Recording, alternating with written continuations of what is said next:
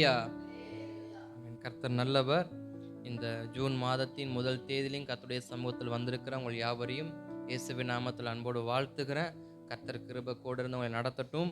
இந்த ஜூன் மாதத்திலும் நாம் விசுவாசிக்க வேண்டிய, நாம் அறிக்கை பண்ண வேண்டிய வார்த்தையை நம்ம வாசிக்கலாம். திருப்பிக் கொள்ளுங்கள். அப்போஸ்தலர் நடபடிகள் 16ஆம் அதிகாரம். அப்போஸ்தலர் நடபடிகள் 16ஆம் அதிகாரம் 23வது வசனத்திலிருந்து 26வது வசனம் வரை வாசிக்கலாம். அப்போஸ்தலர் நடபடிகள் 16ஆம் அதிகாரம் 23 முதல் 26 வரை. அவர்களை அநேக அடி அடித்த பின்பு சிறைச்சாலையிலே வைத்து அவர்களை பத்திரமாய் காக்கும்படி சிறைச்சாலைக்காரனுக்கு கட்டளையிட்டார்கள். அவன் இப்படிப்பட்ட கட்டளையை பெற்று அவர்களை உட்காவல் அறையிலே அடைத்து அவர்கள் கால்களை தொழுமரத்தால் மாட்டி வைத்தார்கள். நடுராத்திரியிலே பவுலும் சீலாவும் ஜெபம் பண்ணி தேவனை துதித்து பாடினார்கள். காவலில் வைக்கப்பட்டவர்கள் அதை கேட்டுக்கொண்டிருந்தார்கள். சடிதியிலே சிறைச்சாலையின் அஸ்திபாரங்கள் அசையும்படியாக பூமி மிகவும் அதிர்ந்தது. உடனே கதவுகள் எல்லாம் திறவுண்டது. எல்லாருடைய கட்டுகளும் கலன்று போயிற்று. ஆமென். ஜெபிக்கலாம். அன்பின் பரலோக பிதாவே, குமாரனாம் இயேசுவின் நாமத்தில் ஜெபிக்கிறோம்ப்பா. ஆசீர்வதிக்கப்பட்ட இந்த ஜூன் மாதத்திலேயும் நம்முடைய சமூகத்தில் அமர்ந்திருக்கிற ஒவ்வொருவரையும் வாசிக்கப்பட்ட வேத வசனத்தின் பிரகாரமாக கர்த்தர் ஆசீர்வதிப்பீராகன்னு சொல்லி உம்முடைய கரத்தில் ஒப்பு கொடுக்கிறோம். வார்த்தை உம்முடையது, ஜனங்கள் உம்முடையவர்கள். உம்முடைய ஜனங்களுக்கு உம்முடைய வார்த்தை பிரயோஜனமாக இருக்கட்டும். அடியேனே உமது கரத்தில் ஒப்பு கொடுக்குறேன். சிலுவைக்குள் மறைத்து கொள்ளுங்க. நீங்கள் வெளிப்படுங்கப்பா, இயேசுவின் நாமத்தில் பிதாவே. ஆமென். மீண்டும் ஒரு விசையாக 26வது வசனத்தை மாத்திரம் வாசிக்கலாமா? 16, 26 எல்லோரும் சேர்ந்து வாசிக்கலாம். சடுதியிலே சிறைச்சாலையின் அஸ்திபாரங்கள் அசையும்படியாக பூமி மிகவும் அதிர்ந்தது. உடனே கதவுகள் எல்லாம் திறவுண்டது. எல்லாருடைய கட்டுகளும் கலன்று போயிற்று. ஆமென். ஸ்தோத்திரம். இந்த வேத பகுதியில இந்த 26வது வசனத்துல ஒரு வார்த்தை அழகா சொல்லப்பட்டிருக்கிறது. உடனே கதவுகள் எல்லாம் திறவுண்டது, எல்லோருடைய கட்டுகளும் கலன்று போயிற்று. இந்த மாதத்துல கர்த்தர் நம்ம கொடுக்கிற வார்த்தை என்னவென்று சொன்னால், உடனே கதவுகள் எல்லாம் திறவுண்டது, எல்லோருடைய கட்டுகளும் கலன்று போயிற்று. இந்த வார்த்தை நமக்கு நன்றாக தெரிந்த ஒரு வேத பகுதியின் வார்த்தை. அதனால தான் இந்த பகுதியை நான் வாசிக்க சொன்னேன். அப்போஸ்தலனாகிய பவுலும் அவர் சிறைச்சாலையில் அடைக்கப்பட்ட நாட்களில், அவர் இயேசுவை குறித்த சுவிசேஷம் சொல்லி கொண்டிருந்த நாட்களில், அவருடைய சுவிசேஷத்தின் நிமித்தம் அவரை சிறைப்பட்டு கொண்டு போய் சிறைப்படுத்தி அங்கே அவங்கள சிறைச்சாலையில் வைத்து அவங்களை அடித்து, ஏன்னா அங்கே வசனம் அழகாக சொல்லுகிற 23வது வசனத்தில், அவர்களை அநேக அடி அடித்த பின்பு சிறைச்சாலையில் வைத்தார்கள். அவர்களை பத்திரமாய் காக்கும்படி சிறைச்சாலனுக்கு கட்டளையும் இட்டார்கள். அப்போ ரொம்ப அடித்து அவங்கள கொண்டு போய் சிறைச்சாலையில் வைத்து அவங்கள விடிஞ்சா என்ன பண்ணணும்? மரண தண்டனைக்கு ஏதுவான காரியங்களை அவங்களுக்கு செய்யணும்னு சொல்லி பவுலையும் சீலாவையும் சிறைச்சாலையில் வைத்து அவங்க அடியோ அப்படின்னு அடித்த அந்த இரவு நேரத்தில் தான் இந்த ஒரு அழகான ஒரு தேவனுடைய செய்கை என்ன பண்ணுது? நடைபெறுகிறது. என்னன்னு சொன்னால், உடனே கதவுகள் எல்லாம் என்ன பண்ணுது? திறவுண்டது. அவங்கள சிறைச்சாலையில் வைத்து கதவுகளை பூட்டி உள்ள அறையில் வைத்து, அதாவது வெளி தோற்றமாக கூட இல்லை, உள்ள அறையில் வைத்து அவர்களை பூட்டி வெளியில காவலுக்கு ஆட்களை வைத்திருந்தும் அவர்கள் செய்த ஒரே ஒரு செய்கை நிமித்தமாக அவங்களுக்கு முன்பாக அடைக்கப்பட்ட சகல அடைப்பையும் கதவுகளையும் கர்த்தர் திறவுண்டு அவர்கள் கட்டுகளை எல்லாம் கர்த்தர் கலற்றி அவர்களுக்கு ஒரு விடுதலை என்ன பண்ணியிருக்கிறாரு? கொடுத்திருக்கிறார். இந்த வார்த்தையை மேலோட்டமாக வாசிச்சா இதில் வாக்குத்தத்தம் என்ன இருக்குன்னு நமக்கு தெரியாது. ஆனால் இதை தியானிக்கும் பொழுது அதனுடைய வார்த்தை என்னன்னு நமக்கு தெளிவாக புரியும். வெறும் நம்ம வார்த்தையாக வாசித்தோன்னா அது நமக்கு வாக்குத்தத்தம் மாதிரி புரியாது. இங்கே நம்ம தியானிக்க போகிற வார்த்தை என்னன்னா, 25வது வசனத்தை மறுபடியும் வாசிங்களேன். நடுராத்திரியிலே பவுலும் சீலாவும் ஜெபம் பண்ணி தேவனை துதித்து பாடினார்கள். காவலில் வைக்கப்பட்டவர்கள் அதை கேட்டுக்கொண்டிருந்தார்கள். ஸ்தோத்திரம். இங்க நடந்த சம்பவமும் இதனால நடந்த சம்பவத்தையும் நம்ம கொஞ்சம் பார்க்கலாம். 25வது வசனத்துல, நடுராத்திரியே பவுலும் சீலாவும் ஜெபம் பண்ணி தேவனை துதித்து பாடினார்கள். அப்போ நம்ம இந்த 6வது மாதத்துல செய்ய வேண்டிய ஒரு காரியம் என்ன அப்படின்னா, நம்ம எவ்வளவா தேவனை துதித்து பாடுகிறோமோ, நம்முடைய தனிப்பட்ட ஜீவிதத்தில் நமக்கு கிடைக்கிறதான நேரங்களில், நமக்கு கிடைக்கிறதான சந்தர்ப்பங்களில் நம்ம எவ்வளவா தேவ சமூகத்தில் அமர்ந்து இருந்து நம்ம தேவனை துதிக்கிறோமோ, நம்ம தேவனை பாடுறோமோ, அவ்வளவாய் நம்முடைய கட்டுகளை கர்த்தர் என்ன பண்ணுவாராம்?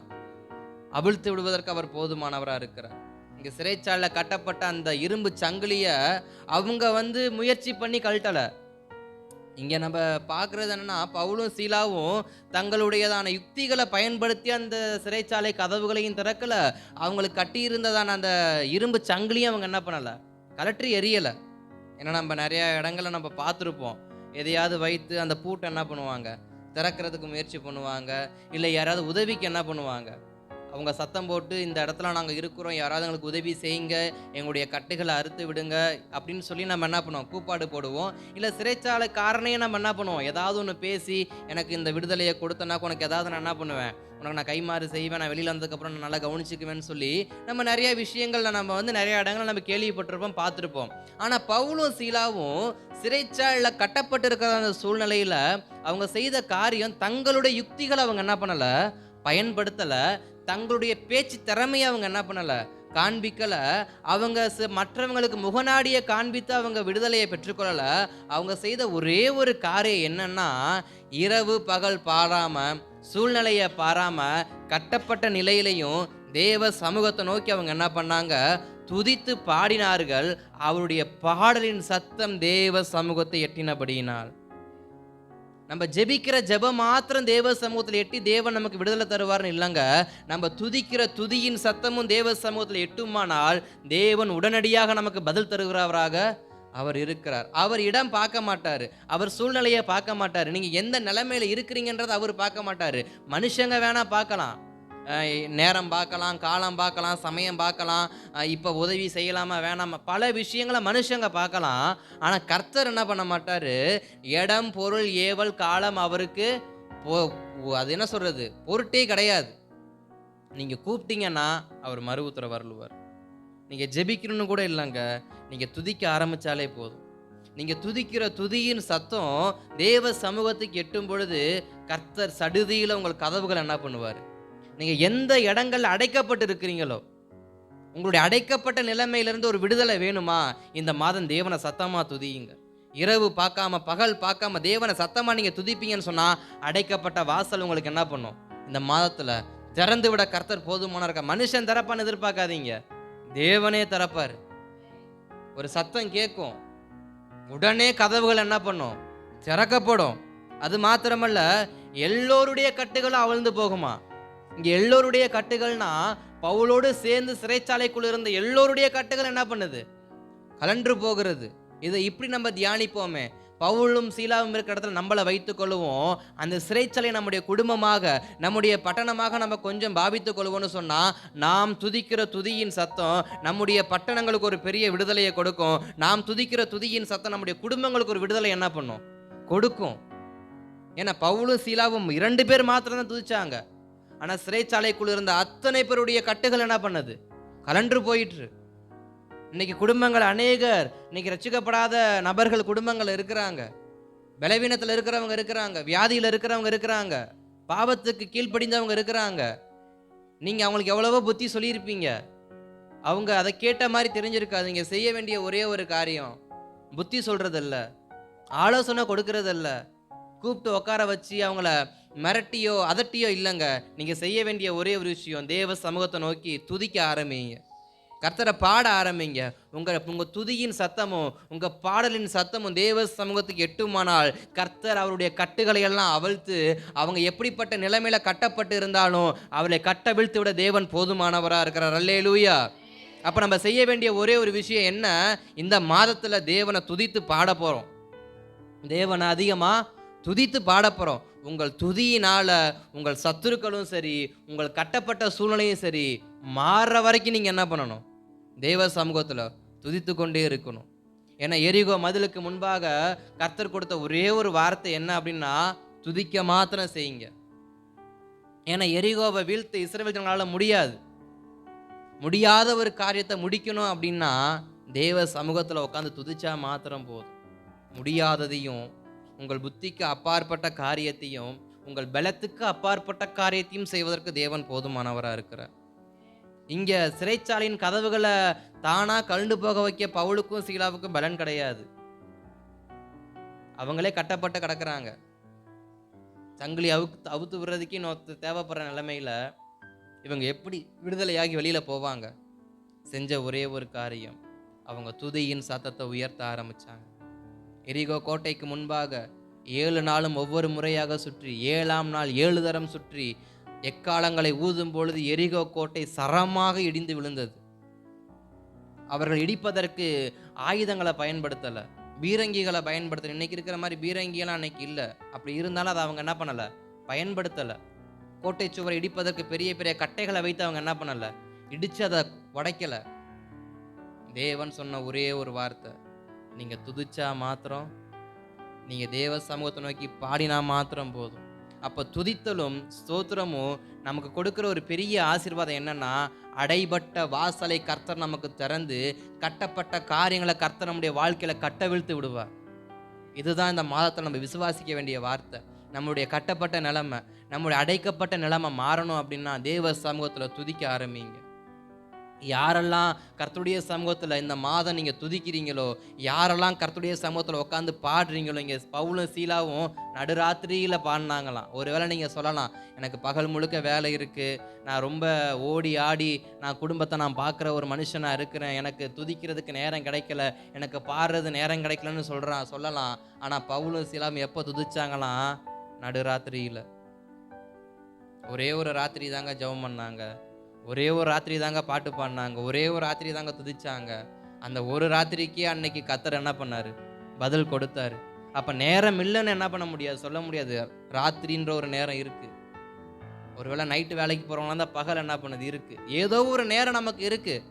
அந்த நேரத்தில் நம்ம உட்காந்து தேவ சமூகத்தில் நம்ம எவ்வளவா நம்ம கர்த்தரை துதிக்கிறோமோ, நம்ம எவ்வளவா கர்த்தரை பாடுறோமோ, அவ்வளவா கர்த்தர் இந்த மாதம் நமக்கு ஒரு விடுதலையை கொடுத்து, நம்முடைய அடைபட்ட வாசலை கர்த்தர் திறந்து நமக்கு ஒரு புதிய வாசலை கொடுத்து, அந்த வாசல் வழியை நம்மை பிரவேசிக்க வைத்து, நம்மை ஆசீர்வாதத்துக்கு நேராக, விடுதலைக்கு நேராக கர்த்தர் நம்மை நடத்தி கொண்டு போவாரே ஒழிய நம்மை வெறுமையாக கர்த்தர் என்ன பண்ண மாட்டார், இந்த மாதத்தில் வைக்க மாட்டார். நீங்கள் துதிப்பீங்கன்னா உங்களை கர்த்தர் வெறுமையாக வைக்க மாட்டார். நீங்கள் பாடுவீங்கன்னா கர்த்தர் உங்களை வெறுமையாக வைக்க மாட்டார். நீங்கள் சும்மா இருந்தால் தான் நீங்கள் சும்மாவே இருப்பீங்க.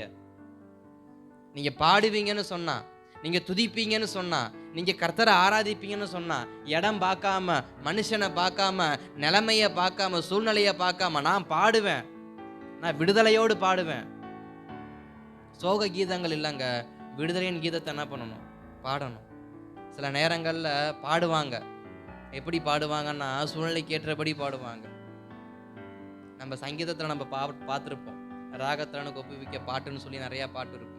அதில் சில பாட்டு சோக பாட்டாக தான் இருக்கும். ஆண்டவரே, சத்துருக்கள் இப்படிலாம் இருக்கிறாங்கப்பா, நான் என்ன பண்ணுவேன், நான் எப்படி இவங்களை மேற்கொள்ளுவேன் அப்படின்னு சொல்லி ஒரு சோக கீதமாக இருக்கும். சில இடத்துல பார்த்தா வெற்றியின் கீதமாக இருக்கும். கர்த்தர் உதவி செய்தா, நான் முந்தி கட்டினேன், நான் பலவானை மேற்கொண்டேன்னு சொல்லிட்டு இப்படி இருக்கும். ஆனால் நம்ம இந்த மாதம் பாட போகிற சோக கீதம் கிடையாது, ஒரு துதியின் கீதம். எது நடந்தாலும் சரி, சூழ்நிலை மாறி போனாலும் சரி, நம்ம செய்ய வேண்டியது உட்காந்து எனக்கு உதவி செய்ய யாரும் உண்டோ. நிறைய பாடல்கள் இருக்கு பார்த்தீங்களா, அதில் நிறைய பாட்டு கேட்டால் தன்னை போல கண்ணீர் என்ன பண்ணுவோம். அப்படி அழுகையின் பாட்டு என்ன பண்ணாதீங்க, பாடாதீங்க. புலம்பலின் பாட்டு என்ன பண்ணாதீங்க. பவுலும் சீலாவும் அழுகையின் பாட்டை பாடலை, புலம்பலின் பாட்டை பாடல. இயேசுநாதரனே கட்டி போட்டாங்களே, உங்களை நம்பி வந்தேனே, என்னை இப்படி பண்ணிவிட்டாங்களே, எதையாவது ஒன்று செய்யுங்கப்பா. பழி வாங்கும் பாட்டை அவங்க பாடலை, அழுகையின் பாட்டை அவங்க பாடலை, புலம்பலின் பாட்டை அவங்க பாடலை. அவங்க பாடியது என்னவா, தேவனை துதித்து பாடினார்கள், தேவனை துதித்து பாடினார்கள். சூழ்நிலை மோசமாக தான் இருக்கும், தேவனை துதியுங்க. அந்த மோசமான சூழ்நிலையை உங்களுக்கு ஆசீர்வாதமாய் மாற்ற தேவன் போதுமானவராக இருக்கிறார். அதனால் உட்காந்து இந்த அழுகையின் பாட்டை, இந்த கடந்த 5 மாதமாக பாட அந்த அழுகையின் பாட்டை அறுத்து எரிஞ்சிட்டு துதியின் பாட்டை என்ன பண்ணுங்க, பாட ஆரம்பிங்க. தேவ சமூகத்தில் உட்காருங்க, துதியுங்க. உங்களுக்கு எப்படியெல்லாம் கர்த்தரை துதிக்க தோணுதோ துதியுங்க. துதி பலியை தேவ சமூகத்தை ஏற்படுத்துங்க. நீங்கள் எவ்வளவா தேவ சமூகத்தில் பலி செலுத்துறீங்களோ அவ்வளவாய் கர்த்தர் நமக்கு ஒரு கிரியை என்ன பண்ண மாதத்தில் காண செய்வார். ஏன்னா சாலமன் தன்னுடைய ஆலயத்தை, தேவனுக்கென்ற ஆலயத்தை கட்டி முடித்த பின்பு அவர் செய்த ஒரே ஒரு காரியம் என்ன, பலி செலுத்திக்கிட்டே இருந்தார். பலி ஒரு பக்கம் நடக்குது, ஆராதனை ஒரு பக்கம் நடந்துக்கிட்டே இருக்குது. ஆராதனையும் பலியும் மாறி மாறி நடக்க விண்ணப்பமே ஏறெடுக்கல. ஸ்ட்ரெயிட்டா தேவன் இறங்கி உனக்கு என்னப்பா நான் செய்யணும்னு தான் கேட்டார். அப்ப ஸ்தோத்திரத்துக்கும் பலிக்கும் எவ்வளவு மகிமை தேவன் கொடுக்கிறாருன்றத, எவ்வளவு முக்கியத்துவத்தை தேவன் கொடுக்கிறாருன்றதை நீங்க கொஞ்சம் புரிஞ்சுக்கணும். துதி ஒரு பலி, ஸ்தோத்திரம் ஒரு பலி. அந்த பலியை நீங்க செலுத்திக்கிட்டே இருங்க. தேவ சமூகத்துல பாடுங்க, ஸ்தோத்திரம் பண்ணுங்க, பாடுங்க, ஸ்தோத்திரம் பண்ணுங்க, பாடுங்க, ஸ்தோத்திரம் பண்ணுங்க. வேற எதுவுமே பண்ண வேணாம், இதை மட்டும் பண்ணுங்க. தேவ சமூகத்தில் அமர்ந்திருந்து அவரே இறங்கி வந்து உனக்கு என்னப்பா நான் செய்யணும், உனக்கு வேண்டியது என்ன இல்லையா, நம்முடைய சூழ்நிலையை பார்த்து அவரே நமக்கு ஒரு விடுதலையை கொடுப்பார். பவுலும் சீலாவும் கேட்கல, அவரே விடுதலையை கொடுத்தாரு. இந்த விடுதலை எப்படிப்பட்ட விடுதலையா இருக்கான்? அநேகர் பார்க்கத்தக்க துதிச்சாங்க பார்த்தீங்களா? அநேகர் பார்க்கத்தக்க கர்த்தர் விடுதலையை கொடுத்தாரு. நீங்க துதிக்கிறதுக்கு அச்சப்பட்டு, துதிக்கிறதுக்கு கூச்சப்பட்டு இருந்தீங்கன்னா உங்களுடைய சுதந்திரத்தை அநேகர் பார்க்கும்படி கர்த்தர் தரமாட்டார். நீங்க இடம் பொருள் ஏவல் பார்க்காம மனுஷங்களை பார்க்காம, ஏன்னா அங்க வசனம் அப்படித்தானே சொல்லப்பட்டிருக்கிறது. 25 மறுபடியும் வாசிங்க. நடுராத்திரியிலே பவுலும் சீலாவும் ஜெபம் பண்ணி தேவனை துதித்து பாடினார்கள். காவலில் வைக்கப்பட்டவர்கள் அதை கேட்டுக்கொண்டிருந்தார்கள். காவலில் வைக்கப்பட்ட எல்லோரும் அதை என்ன பண்ணாங்க? கேட்டுக்கிட்டு இருந்தாங்க. அதே கேட்டுக்கொண்டிருந்தவங்களுக்கு முன்பாக தான் கர்த்தர் விடுதலை என்ன பண்ணார்? கொடுத்தார். ஒருவேளை நீங்க துன்பத்தின் மத்தியில துதிக்கும் பொழுது அநேக மனுஷங்க கேட்கலாம், இவனே அழுதுகிட்டு இருக்கிறான், இவன் பாரு சூழ்நிலை மாற வேணாங்குது, இவன் இயேசுவை விடுவேணாங்கிறான், அவன் சூழ்நிலையும் மாற மாட்டேங்குது அப்படின்னு பல பேர் சொல்லலாம். ஏன்னா பவுலும் சீலாவும் பார்த்து சில பேர் சொல்லியிருப்பாங்க, இவங்களே கட்டி போட்டிருக்காங்க, விடிஞ்சா சாக போறாங்க, பாட்டை பத்தியா இவங்களுக்கு 2 பேத்துக்கும் அப்படின்னு சொல்லி நக்கெல்லாம் என்ன பண்ணியிருக்கலாம், சொல்லியிருக்கலாம். ஆனா துதிக்கிறவனுக்கு தான் தெரியும் இதன் முடிவு எப்படிப்பட்டதா இருக்குன்னு சொல்லி. நமக்கு தாங்க தெரியும் நம் யாரை துதிக்கிறோம், நம்ம துதிக்கிறவர் நமக்கு என்ன பதில் செய்வாருன்னு நமக்கு தான் தெரியும். நம்மளை வேடிக்கை பார்க்குற ஜனங்களுக்கு நிச்சயமா தெரியாது, ரட்சிக்கப்படாத மனுஷங்களுக்கு தெரியாது, விக்கிரக ஆராதனை நம்பி இருக்கிற மனுஷங்களுக்கு தெரியாது நம்ம துதிக்கிற தெய்வம் எப்படிப்பட்டவர் என்று சொல்லி, நம்ம ஆராதிக்கிற தெய்வம் எப்படிப்பட்டவர் சொல்லி அவங்களுக்கு தெரியாது. நேபுகாத் நேச்சருக்கு தெரியல, தானியலுக்கு தெரியும் தேவன் எப்படிப்பட்டவர்னு சொல்லி. அதனால தான் தானியல்கிட்ட சொல்றாரு, என்னைய தப்புவிக்க அவர் இருக்கிறாருப்பா, நான் ஆராதிக்கிறதே என்னை தப்பு வித்தா இருப்பார்னு அவரு சொல்றாரு. நீங்க ஆராதிங்க, உங்க தேவன் உங்களை தப்பு விப்பாரு. நம்ம ஆராதிக்கிறதே நம்ம தப்பு விப்பதற்கு வல்லவரா இருக்கிறாரு. நேபுகாத் நேச்சருக்கு தெரியாது, அவன் வெளிப்பரமா பார்க்குற ஆளு, மற்ற ஜனங்கள் வெளிப்பரமா பார்க்குற ஆளுங்க தான். ஆனா அனுபவிக்கிற நம்ம தான் விசுவாசத்தோடு இருக்கணும். நான் ஆராதிக்கிறவர் இன்னார் என்பதை அறிந்திருக்கிறேன். அப்ப நம்ம விசுவாசிக்க வேண்டிய வார்த்தை என்ன? நாம் எவ்வளவாய் துதிக்கிறோமோ அவ்வளவாய் கர்த்தர் நம்முடைய கதவுகளை என்ன பண்ணுவார்? திறப்பார். நம்முடைய கட்டுகளை அவர் அறுத்து போடுவார். அல்லேலூயா, ஆமென், ஸ்தோத்திரம். மீண்டும் ஒரு விசை 26வது வசனத்தை வாசிங்களேன். சடுதியிலே சிறைச்சாலையின் அஸ்திபாரங்கள் அசையும்படியாக பூமி மிகவும் அதிர்ந்தது. உடனே கதவுகள் எல்லாம் திறவுண்டது. எல்லாருடைய கட்டுகளும் கலன்று போயிற்று. கேளுங்க தேவ சமூகத்துல, அப்பா என் கதவுகளை கர்த்தர் இந்த மாசம் திறங்கப்பா, இந்த மாசம் என் கதவை திறந்து கொடுங்க, அடைக்கப்பட்ட என் சூழ்நிலையை மாத்துங்கப்பா. சுதந்திரமாக சுவிசேஷம் சொல்லி கொண்டு வந்த பவுலும் சீலாவும் இன்னைக்கு அடைக்கப்பட்ட நிலைமையில இருக்கிறாங்க. ஒருவேளை சுதந்திரமா இருந்த நீங்க சில பொருளாதார நெருக்கத்துல, சில மனுஷங்களுடைய நெருக்கத்தின் நிமித்தம் அடைக்கப்பட்டு இருந்தீங்கன்னா தேவ சமூகத்துல கேளுங்க, அப்பா இந்த அடைக்கப்பட்ட வாழ்க்கை எனக்கு மாத்துங்கப்பா. நான் நல்லா இருந்தேன், இங்கே பவுலும் சீலாவும் கொஞ்சம் அந்த பகல் அந்த சாயங்காலம் வேற வரைக்கும் நல்லா தான் இருந்தாங்க. லீதியால் அவங்களுடைய சுவிசேஷத்தை கேட்டுக்கிட்டு இருந்தாங்க. ஆனால் இரவு நேரத்தில் அவங்களுடைய சூழ்நிலை மாறணும் அவங்களுக்கு தெரியலை. இப்படிப்பட்ட நிலைமையில் நேற்று வரைக்கும் நல்லா இருந்தேன், போன மாதம் வரைக்கும் நல்லா இருந்தேன், இந்த மாதம் என் சூழ்நிலை தலைகீழாக மாறி கிடக்குது அப்படின்னா தேவனை துதியுங்க. அப்பா இந்த சூழ்நிலை எனக்கு மாற்றுங்கப்பா. நான் விடுதலையோடு இருந்தவன், நான் சந்தோஷமாக சுற்றி திரிந்து கொண்டிருந்தேன், இன்னைக்கு நீ அடைச்சி போட்டாங்க. ஒரு நாள் நல்லா இருந்தேன், இன்னைக்கு என் நிலைமை மாறி போச்சு, இந்த நிலைமை எனக்கு மாறணும் அப்படின்னா ஒரே ஒரு வழி பவுலும் சீலாவும் நம்ம கற்றுக் கொடுத்தது, துதியுங்க. ராத்திரியில் உங்க சூழ்நிலை மாறிச்சுன்னா அதே ராத்திரியில் மறுபடியும் சூழ்நிலையை மாற்ற கர்த்தர் போதுமானவராக இருக்கிறார். சாயங்காலத்தில் சுதந்திரமாக இருந்து ராத்திரியில் அடைக்கப்பட்ட சிறைச்சாலையின் கைதியை போல இருந்தாங்கன்னா அதே ராத்திரி துதிச்சாங்க. ஒரு விடியற் காலம் உண்டு, சுதந்திரமாக கர்த்தர் வெளியே என்ன பண்ணாரு? அழைத்து கோகப்பட்டு செஞ்சாரு. அப்ப சூழ்நிலை அடைக்கப்பட்டு இருக்கா? கட்டப்பட்டு இருக்கிறீங்களா? வெளியில போக முடியல, மீண்டு வர முடியல, ஒரு மாதிரி நெருக்கமா இருக்கு, போராட்டம் ஓய மாட்டேங்குது, நிந்தனை ஓய மாட்டேங்குது அப்படின்னா துதியுங்க, துதியுங்க, துதிச்சுக்கிட்டே இருங்க. ஏன்னா சங்கீதக்காரன் தாவீதுடைய வாழ்க்கையில ஒரே ஒரு வசனம் எனக்கு ரொம்ப பிடிக்கும். அவர் அடிக்கடி அந்த வசனத்தை நான் கேட்பேன். எப்படின்னா, மரணத்துக்கும் எனக்கும் ஓரடி தூரம் உள்ளது. தாவீது சொல்றது, மரணத்துக்கும் எனக்கும் ஒரு அடி தூரம் தான் இருந்துச்சு, ஆனாலும் கர்த்தர் என்னை பாதுகாத்தார். ஒரு பக்கம் சவுல் விரட்டுறாரு, ஒரு பக்கம் மற்ற தேசத்து ராஜாக்கள் விரட்டுறாங்க. ஓட வழி இல்லை, ஓடிக்கிட்டே இருக்கிறாரு. ஆனா ஓடிக்கிட்டே பாடிக்கிட்டும் ஓடுறாரு. ஓடவும் செஞ்சாரு, பாடவும் செஞ்சார். அதனாலதான் அவர் அமர்ந்துக்கிற நாட்கள்ல அந்த சங்கீதங்களை எடுத்து பார்க்குறப்ப சொல்றாரு, நான் எப்படி இந்த ஓரடி மரணத்தை கடந்து வந்தேன்னு தெரியல, ஓடிக்கிட்டே இருந்தேன், ஆனா கர்த்தர் பாடிக்கிட்டே என்ன பண்ணாரு? ஓட வச்சார். நீங்க ஓடிக்கிட்டே இருக்கீங்கன்னா பாடிக்கிட்டே ஓடுங்க, உங்க சூழ்நிலையை கர்த்தர் மாத்துவார். ஐயோ நான் ஓடிக்கிட்டே இருக்கேன், ரொம்ப மூச்சு வாங்குது, நான் என்ன பண்ணுவேன்? பாடிக்கிட்டே ஓடுங்க. சூழ்நிலையை மாற்றுவதற்கு தேவன் போதுமானவராக இருக்கிறார். இந்த மாதம் நம்முடைய கதவுகள் உடைக்கப்படணும் அப்படின்னா, நம்முடைய கட்டுகள் அருந்து போகணும் அப்படின்னா, செய்ய வேண்டிய ஒரே ஒரு விஷயம், துதித்து பாடுங்க, துதித்து பாடுங்க. அல்லேலூயா, ஆமென். அப்படியே ஸ்தோத்திரம். தேவ சமூகத்தில் முழங்கால் படிக்கிட்டு தேவ கரத்தில் இந்த வார்த்தைக்கு நம்ம ஒப்பு கொடுப்போமா? நன்றி ஆண்டவரே, நன்றி ஆண்டவரே, நன்றி ஆண்டவரே, நன்றி ஆண்டவரே, நன்றி ஆண்டவரே, நன்றி ஆண்டவரே. அல்லேலூயா, அல்லேலூயா, அல்லேலூயா, அல்லேலூயா, அல்லேலூயா, அல்லேலூயா, அல்லேலூயா.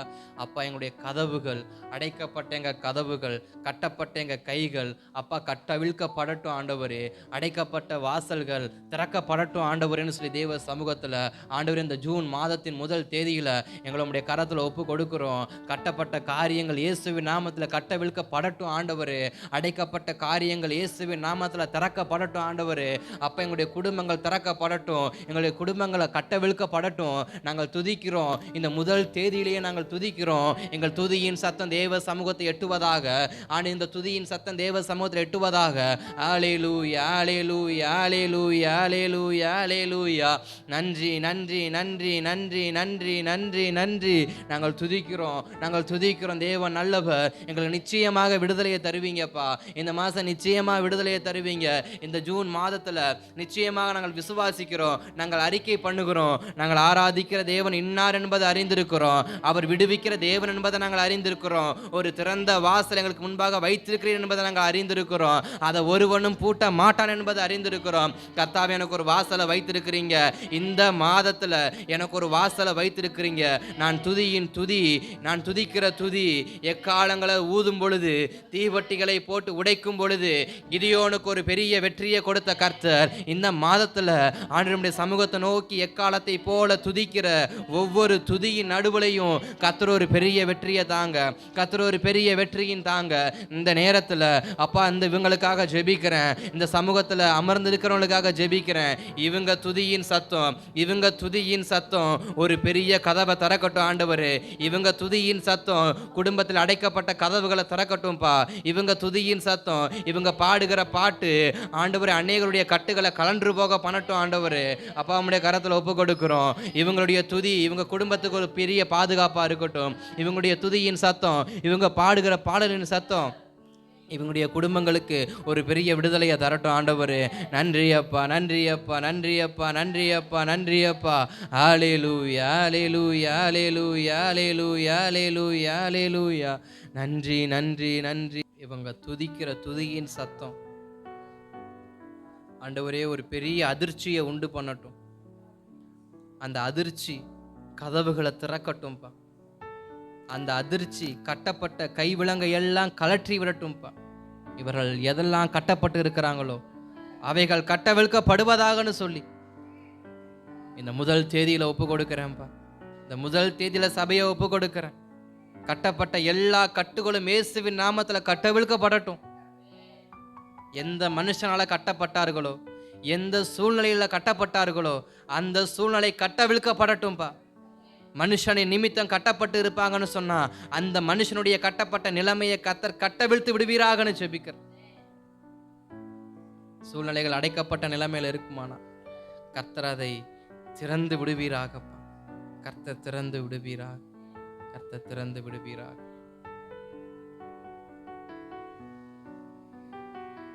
ஸ்தோத்திரம். கதவுகள் திறக்கட்டும், கட்டுகள் அருந்து போகட்டும். இந்த ஜூன் மாதத்துல என் சபைக்கு கதவு திறக்கட்டும், கட்டுகள் அருந்து போகட்டும்பா. இந்த முதல் தேதியில் அமர்ந்திருக்கிற இவங்களுக்கு அந்த வார்த்தை பூரணமாக பரிபூரணமாக நிறைவேறட்டும். இவங்க துதியின் சத்தம் மற்றவர்களுக்கு ஒரு முன்மாதிரியாக இருக்கட்டும்பா. இவங்க துதிக்கிற துதி இவர்களுக்கு ஒரு நன்மையை உண்டாக்கட்டும்னு சொல்லி ஒப்பு கொடுக்கிற. கதவுகள் திறக்கட்டும், கட்டுகள் அறுக்கப்படட்டும். கதவுகள் திறக்கட்டும், கட்டுகள் அறுக்கப்படட்டும் இயேசுவின் நாமத்தில். இந்த மாதத்துல துதியினுடைய பலத்தை இவர்களை உணர்ந்து கொள்ளட்டும். துதிக்கிற துதியின் பலத்தை இவர்கள் உணர்ந்து கொள்ளட்டும்பா. உமது கரத்துல ஒப்பு கொடுக்கிறோம். இயேசுவின் நாமத்தில் பிதாவே. என் ஆத்துமாவே கர்த்தரை ஸ்தோத்திரி, முழு உள்ளமே பரிசுத்த நாமத்தை ஸ்தோத்திரி. என் ஆத்துமாவே கர்த்தரை ஸ்தோத்திரி. கர்த்தர் செய்த சகல உபகாரங்களை ஒன்றான மெய் தேவனாகிய இயேசு கிறிஸ்துவின் கிருபையும் பிதாவின் அன்பும் பரிசுத்த ஆவியானவருடைய அந்யோன்ய ஐக்கியம் சமாதானம் சந்தோஷமும் நம்மேலும் நம் குடும்பத்தார் மேலும் இயேசு கிறிஸ்துவின் இரண்டாம் வருகை பரியந்தம் தங்கி தாபரிப்பதாக. அல்லேலூயா, அல்லேலூயா, அல்லேலூயா. அதிகமா துதியுங்க, அதிகமான கிரியை உங்க வாழ்க்கையில கர்த்தர் உங்களுக்கு காண்பிப்பார். ஸ்தோத்திரம்.